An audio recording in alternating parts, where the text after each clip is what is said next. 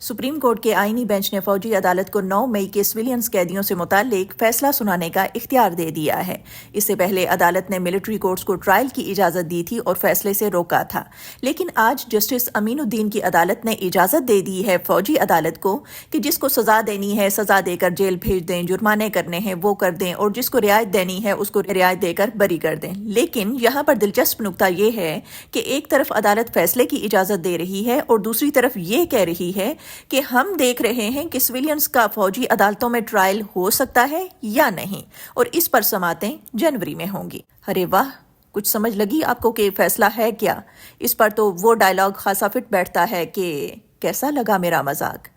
بھئی اگر جنوری میں آپ اس نتیجے پر پہنچ جاتے ہیں کہ سویلینز کا فوجی عدالتوں میں ٹرائل ہو ہی نہیں سکتا، تو پھر وہ جو سزائیں کاٹ رہے ہیں ان کا کیا ہوگا، اور جن کو سزائیں سنا دی جائیں گی ان کا کیا ہوگا؟